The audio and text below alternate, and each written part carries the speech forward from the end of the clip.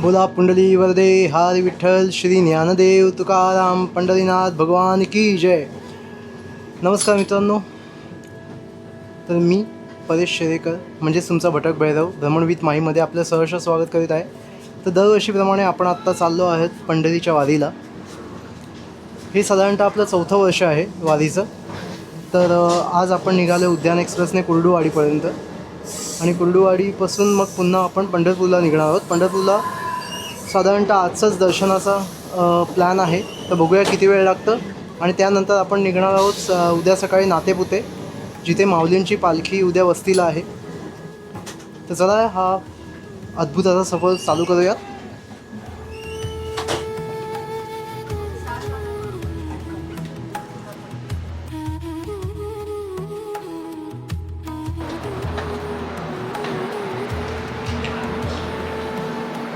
So guys, आत्ता आपण उतरलो आहेत कुर्डुवाडी स्टेशन. गाडी 1 तास लेट होती, त्यामुळे आपल्याला आत्ता वाजल्यात 3:20. आता इथून आपण बाहेर निघू स्टेशनच्या आणि मग बघूयात की पंढरपूर जाण्यासाठी आपल्याला काय सुविधा आहे. तोपर्यंत आपण आणि काहीतरी खाऊन घेण्याचा पण विचार करूयात.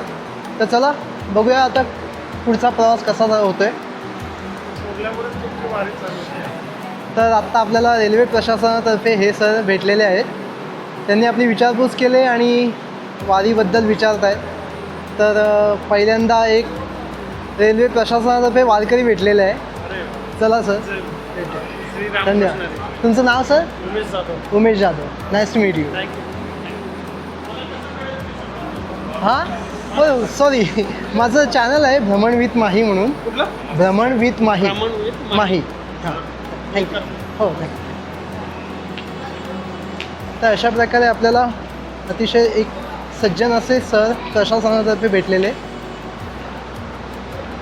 प्रवास हा असाच असतो की आपल्याला निरनिराळे लोक भेटत राहतात, निरनिराळे एक्सपिरियन्स येत राहतात. म्हणून माणसाने प्रवास हा नेहमी करत राहायला पाहिजे.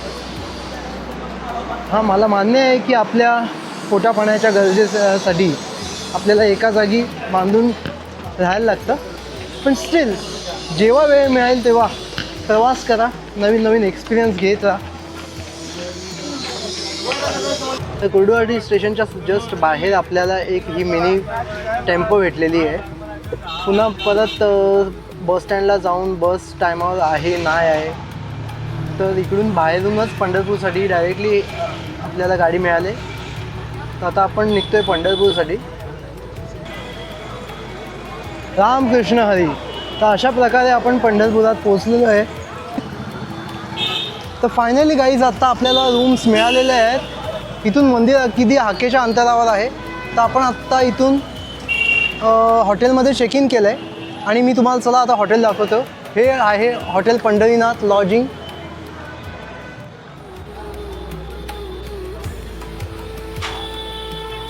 हा हॉटेलचा रिसेप्शन एरिया आहे, तुम्ही बघू शकता.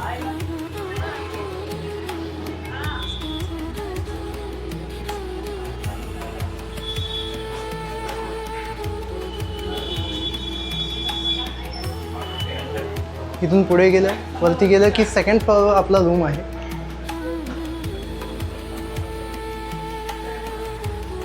शक्यतो ना सिंगल लोकांना रूम अलॉट करत नाही. भरपूर ठिकाणी मी बघितलेलं आहे, पण या इथे दादांनी आपल्याला रूम दिलेलं आहे. तर आपण चेकिंग केलं. चला आता मी तुम्हाला रूम दाखवतो कसा आहे रूम.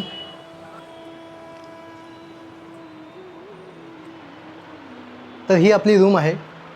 इथे T V, AC, dining table, नंतर हा प्रशस्त असा बेड.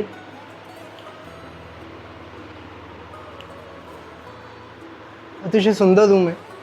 या रूमच्या डिटेल्स आणि हॉटेलच्या डिटेल्स मी तुम्हाला देईलच. हा बाथरूम आहे, प्रशस्त असा बाथरूम आहे. तर आत्ता आपण जातोय विठोबाच्या दर्शनाला. तर चला.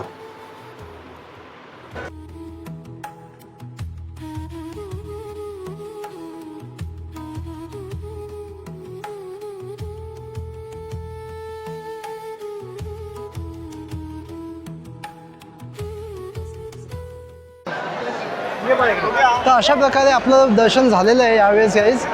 पण यावेळेस आपल्याला फक्त मुखदर्शन घ्यायला मिळालेलं आहे, पांडुरंगाची इच्छा.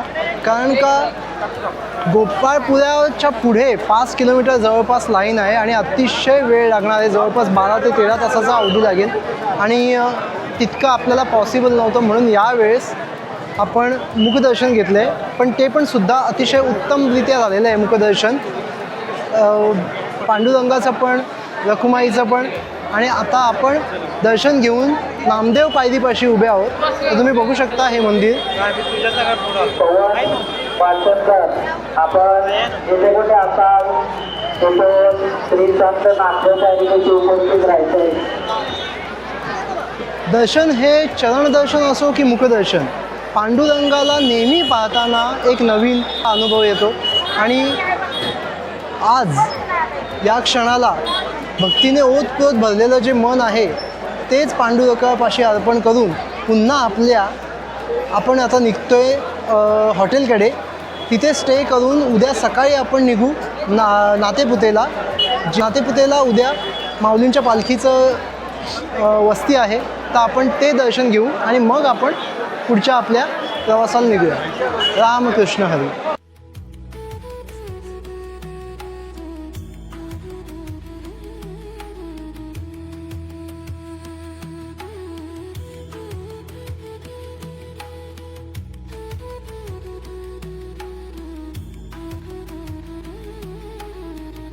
सो गाईज, आत्ता आपण पंढरपूरहून निघालेलो आहे नातेपुतेला. तर आत्ता आपण चाललो आहे बसस्टँडला. बसस्टँडवरून काही सोय होते का बघू नातेपुतेला जाण्यासाठी. कारण का रोड्स जे आहेत ते नॉर्मली जाम असतील, कारण का आज नातेपुतेला माऊलींची पालखी वस्तीला आहे. सो आता बघूयात आपण काय सोय होते. गाईज, नातेपुतेला जाण्यासाठी आपल्याला आता बस मिळालेली आहे, प्रायव्हेट बस आहे. साधारणतः तासभरामध्ये पोहोचेल नातेपुते.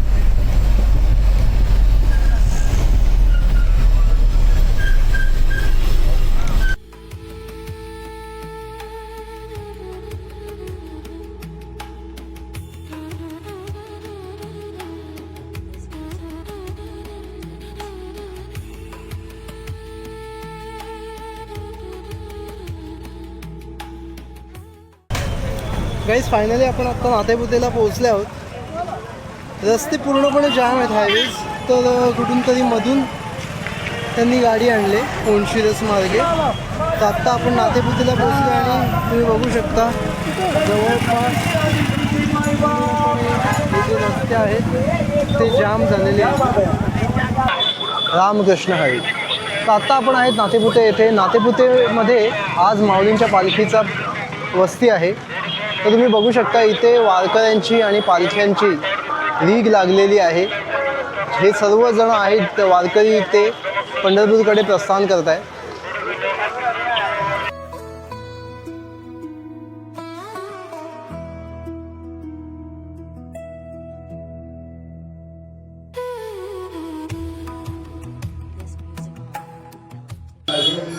आज नातेपुतेमध्ये आपण जिथे स्टे करतो आहोत ते म्हणजे घर आहे आमच्या सौंच्या मावशीचं, म्हणजेच माझ्या मावस सासूंचं, कुंकारी म्हणून. तर इथे पालख्यांची सोय केली जाते, जेवणाची, पुन्हा पालख्यांच्या राहण्याची, वारकऱ्यांच्या राहण्याची. तर आपण बघू शकता इथे घर आहे. आता मुक्ताईंची पालखी आलेली आहे इथे, संत मुक्ताईबाईंची.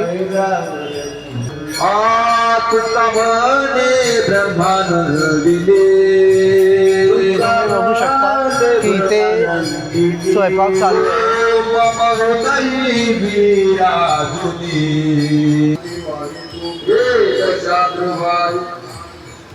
ज्ञानदेव माने आसाची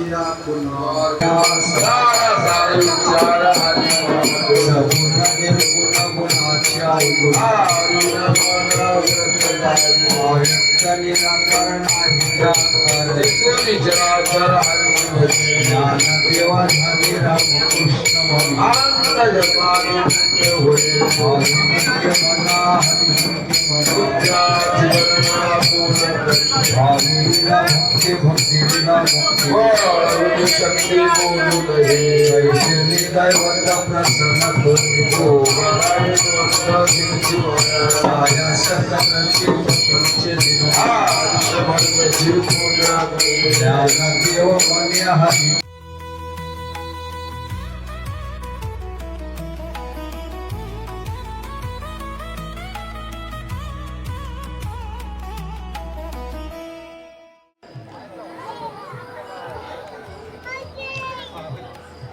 रामकृष्ण हरी.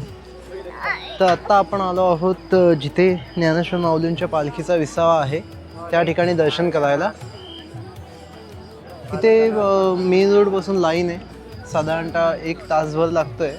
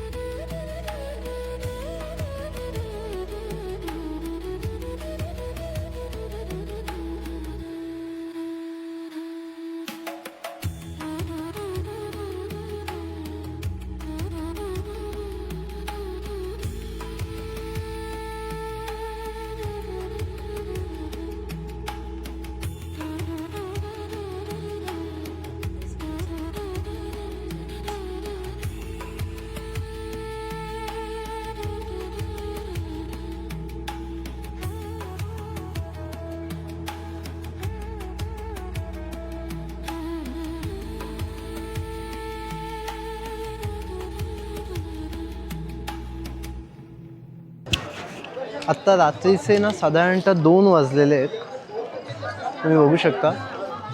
पण इथे जो भक्तीचा महापूर आहे ना त्याला काळ वेळ असं काही नाही आहे. बघा किती गर्दी आहे इथे अजून सुद्धा.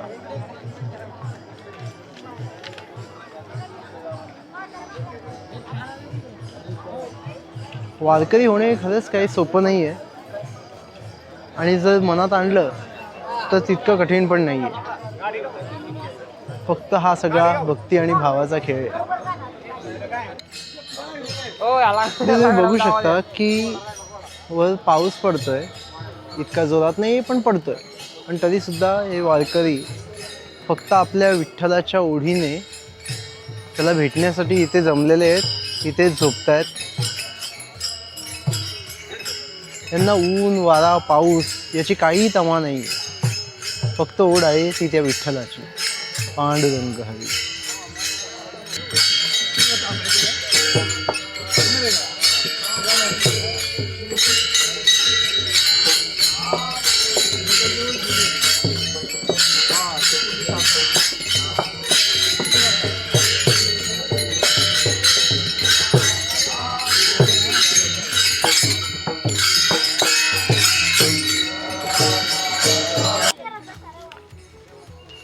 हा माऊलींचा घोडा आहे.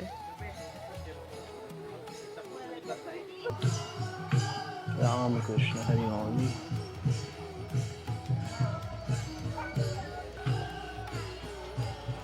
रामकृष्ण.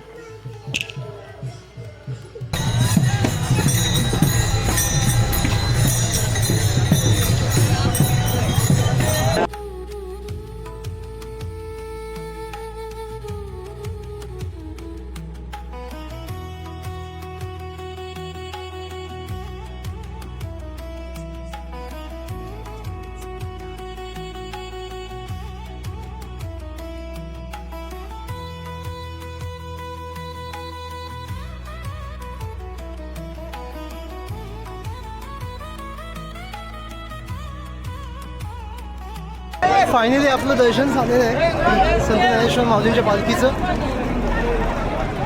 साधारणतः आधेपुते बसून आपण 5 किलोमीटर आलेलो आहे आणि आत्ता दर्शन झालेलं आहे.